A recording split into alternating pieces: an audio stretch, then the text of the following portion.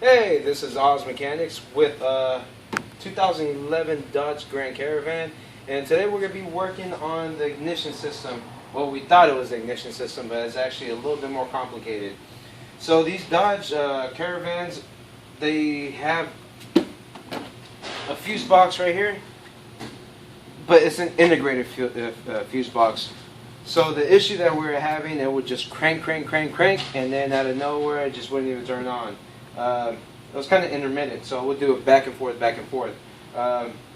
We went to TSB, saw that it was something with the wind.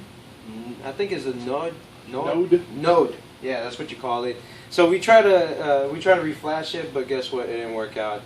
Customer brought it back. Luckily, I'm on this website that I highly recommend to anyone. It's really cheap. It's about $20 a month. It's International Automotive Technical Network, IATN. So, and .net. Get on that website, man. Everyone on there was right on point. They're talking about this and how to test it out. So with this on there, there's going to be a fuse right here. It's fuse 20. And that's going to be the M25 that's going to be connected to the actual relay that's integrated in this. So the test that we had to do, just imagine everything was on. When it started acting up, we would get a test light on here.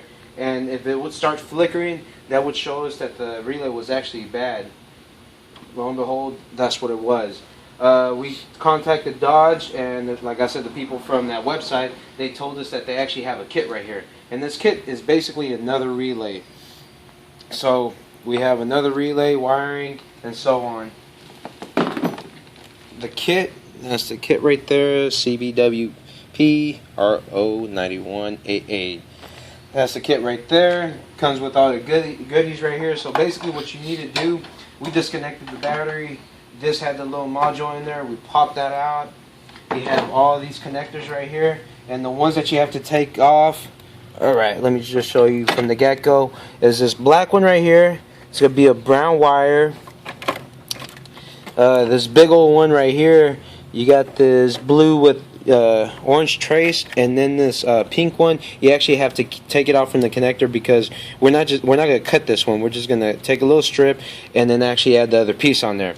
But guess what? I'm not going to go through all details on this. There's actually a website that we found this information. You know, always go on the web and you can find some good stuff on there. So I'm actually going to put it on the link below.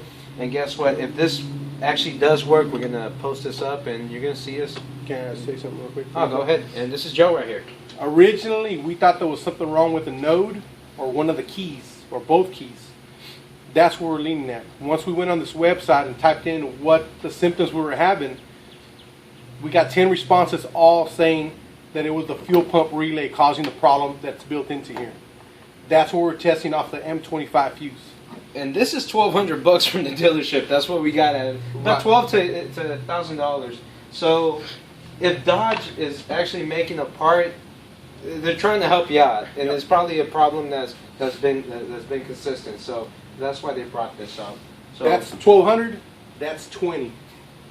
What do you think you would do? So that's what we're about to do right now. And like I said, I'm actually gonna put the link down low on how to do this process. They're step by step.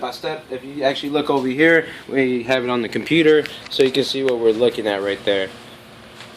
And that's just one process right there. So we're just going by that. But I will put it down low, and hopefully you like.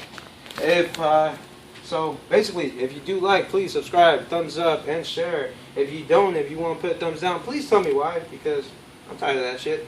But if you did like this video, hope you enjoy it, and hope everything goes good. Take care. Bye.